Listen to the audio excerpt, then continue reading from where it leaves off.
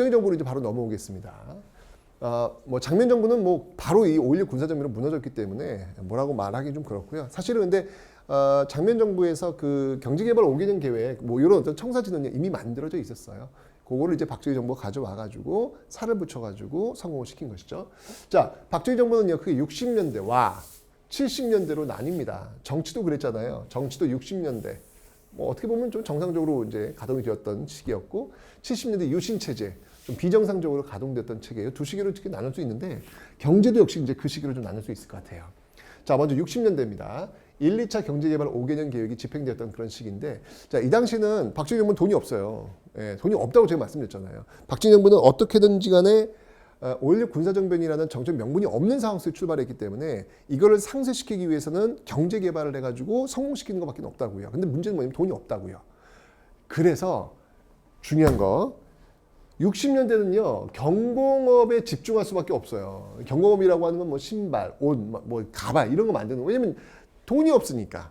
돈이 없을 때는 자본이 안 들어가는 그런 어떤 산업을 할 수밖에 없잖아요. 그래서 60년대는 이렇게 경공업 위주로 갔다. 여러분들 왜 지금 옷 같은 거 이렇게 택 이렇게 보면 뭐 메디인 뭐 베트남, 뭐 말레이시아, 뭐 인도네시아 뭐 이런 게 있잖아요. 그다음 그 나라의 어떤 싼 임금. 그래서 공장이 이제 거기로 가는 거예요. 그래서 물건 만들어 가지고 거기 수출하는 거죠. 이때 우리가 그랬어요. 우리가 싼 임금 노동력을 가지고 물건을 만들어서 파는 거죠. 그래서 그 당시에 메드 인 코리아, 이게 옷 같은 데 보면 메드 인 코리아 굉장히 많았던 거예요. 근데 지금은 메드 인 코리아 없어요. 비싸. 메드 인 코리아 지금 비싸. 너무 비싸서 여기서는 그 옷을 만들 수가 없어요. 단가가 안 맞아요. 그죠? 그러니까 이제 결국은 이제 디자인 같은 거 이런 것만 잡고 이제 뭐 베트남이나 이런 쪽으로 하청을 주는 것이죠. 그럼 메드 인 베트남이 되는 거예요. 택 보면 그렇게 나오는 게 그렇게 나오는 겁니다. 자, 어쨌건 우리가 이제 그랬다는 거예요. 우리가 경공업 위주로 했는데 이 당시엔 그 저임금 저고가, 굉장히 임금을 낮추고 쌀도 굉장히 싸게. 왜냐면 임금이 낮은데 쌀값이 올라가 버리면 임금 올라가면서 이게 유지가 안 되잖아요. 그래서 저임금 저고가를 딱 잡아놓죠. 그러면 정부 주도가 이제 이걸 수출을 주도하는 어떤 그런 모습을 보이고 있는데, 아까도 이야기했지만 돈이 필요했어요. 그 돈을 하기 위해서 일본의 그 사과가 없음에도 불구하고 한일 수교를 맺게 되었다라고 말씀을 드렸고요. 베트남에 또 파병을 했죠. 베트남 파병해가지고 돈을 또 갖고 왔고, 미국으로 또 지원받았고, 파독, 독일에 또 이제 보낸 거예요. 보내가지고 광부 간호사, 이분들 정말 그 독일인들이 들어가지 않은 그 깊은 땅 속으로 들어갔고, 독일인들이 지금 꺼리고 있는 시신 닦는 거, 거기부터 출발해가지고 이분들의 인건비, 이걸 담보로 잡아가지고 차관을 빌려오는 이런 모습들이 보이게 되는 것이죠. 정말 60년대 보면은 가슴이 짠해요. 돈이 없고 가난하다 보니까 욕먹는 거예요. 사실 이 한인수교는 욕먹을 수밖에 없는 그런 구조. 일본이 지금 사과를 안 했는데, 그럼에도 불구하고 박정희 정부 입장에서는 일단은 돈이 필요했던 것이죠. 베트남 파병, 이게 또 우리나라 군인들 가가지고 얼마나 또 많이 죽었습니까? 그럼에도 불구하고 또 이렇게 돈을 좀 확보해야 되기 때문에 이렇게 해서 60년대에 돈을 확보하는 어떤 그런 모습들. 자, 그걸 바탕으로 해서 이제 경부 고속도로가 이제 깔리는 거예요. 경부 고속도로. 제가 매일 아침마다 이용하고 있는데요. 이건 경부 고속도로가 아니에요. 너무 막혀. 저 판교 나갈 때마다 돌아보는 것 같아요. 한남동을 못 가겠어, 도시에. 너무 막혀가지고. 네, 그거 보면서 이때 그냥 경부 고속도로 안에 32차선. 그때는 가능했잖아. 그때 32차선은 그냥 서울부터 부산까지 빡 줄었어야 되는데, 지금은 땅값이 너무 많이 올라가지고 불가능하잖아요. 그죠? 어쨌건, 이때 이제 이런 자금을 가지고 경부 고속국도를 했다. 그리고 이제 새마을운동도 이때 전개가 돼요. 여기 70년입니다. 70년. 60년대와 70년 넘어가는 그 경계선상. 근데 이 과정에 또 아픈 사건이 있었어요. 바로 전태일 부신 사건. 전태일 부신 사건은 제가 얘기했잖아요. 이게 저임금에 의해서 이게 지금 작동되고 있는 거였거든요. 그러니까 노동자들의 그 인권 이런 것들이 제대로 보호되지 않는 상태였죠. 예를 들면은 전태일 같은 경우에는 그 청계천 거기서 이제 시다 옷감을 경공 위주였으니까 옷감 같은 거 재단하고 이제 그런 어떤 재단사 그 역할을 하는데, 같이 일하고 있는 그 어린 여성 노동자들, 뭐 중학교 고등학교별 나이거든요. 그때는 이제 여성들한테 교육 같은 건 잘 안 시켰기 때문에 집에서 그냥 서울 올라가가지고 돈 벌어가지고 그 돈 보내가지고 집안에서 뭐 아빠 엄마 약값 쓰고 동생들 학비 되고 막 이랬단 말이죠. 근데 노동이 너무 하루에 14시간, 16시간 노동을 해요. 그러니까 이때 이제 전태일이 뭐라고 주장했냐면, 주장하는 거 보면 너무 황당해. 일요일은 쉬게 해주세요. 뭐야? 일요일을 못 쉰 거야, 그러니까. 하루에 12시간만 뭐야? 지금 8시간 노동이잖아요. 그죠? 12시간도 좋다는 거야.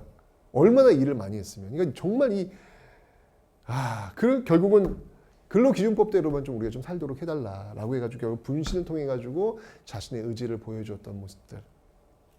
지금 주 52시간제, 뭐 8시간 노동, 뭐 주 5일제, 뭐 이런 어떤 주휴수당, 뭐 이런 것들이 물론 더 좋은 노동 조건을 만들어야 되겠지만 지금 우리가 갖고 있는 이 노동 조건의 어떤 출발은 바로 이런 분들이 싸워 주었기 때문에 이런 것들을 우리는 지금 얻을 수 있는 겁니다.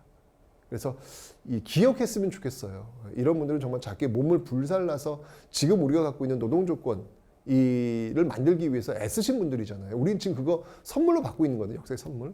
그러니까 기억해야 되는 건 뭐 그 선물을 누리고 있는 우리들의 의무가 아닐까, 그런 생각이 듭니다. 어쩌면 이게 60년대, 70년 넘어가면서 벌어졌던 그런 모습들 기억하시면 되겠습니다.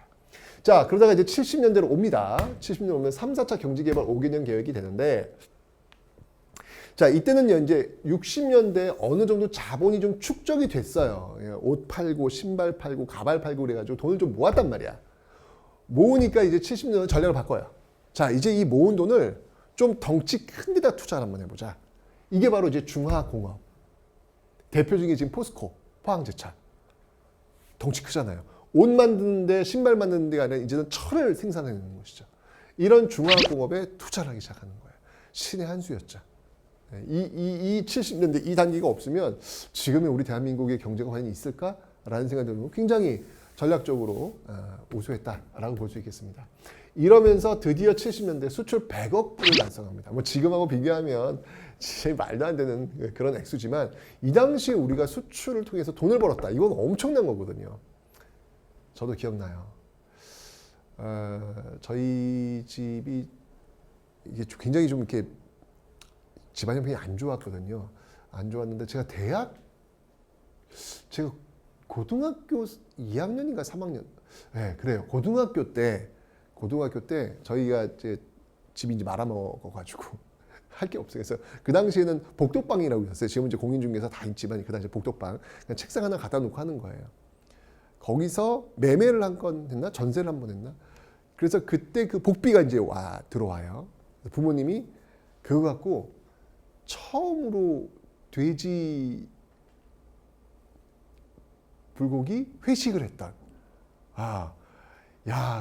우리 가족사에 있는 첫 번째 그 장면이에요. 회식 장면. 아직도 제가 잊지를 못합니다. 네. 지금이야 뭐 가족들 회식을 뭐 얼마든지 할 수 있지만 그 감흥이 없어요. 그 감흥이 없어요. 근데 이게 그런 느낌이야. 수출 100억 불. 지금으로 본다면 뭐 엄청 우리 수출 어마어마합니다. 근데 이 당시 수출 100억 불은 우리 가족이 첫 번째로 회식을 했던 어떤 그런 느낌? 이게 대단한 겁니다. 우리가 드디어 이제 수출을 통해 가지고 이런 나라가 된 거죠. 근데 이제 70년대가 좀 쉽지 않았어요. 왜냐면 이때 오일 쇼크가 있어가지고, 오일 쇼크는 뭐냐면 중동 국가들이 막 싸우는 거야. 막 이스라엘하고 막 싸우면서 막 중동 가격, 오일 가격이 막 기름 가격이 올라가 버리는 거야. 우리는 그 기름 갖고 와가지고 그걸로 물건 만들어서 팔아야 되는데 기름 가격이 올라가 버리면 우리는 완전 충격이거든요. 지금도 우리는 기름 가격에 취약하잖아요.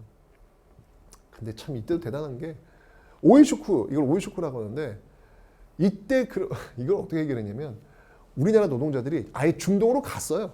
가가지고 건축, 건물들을 세우는 거야.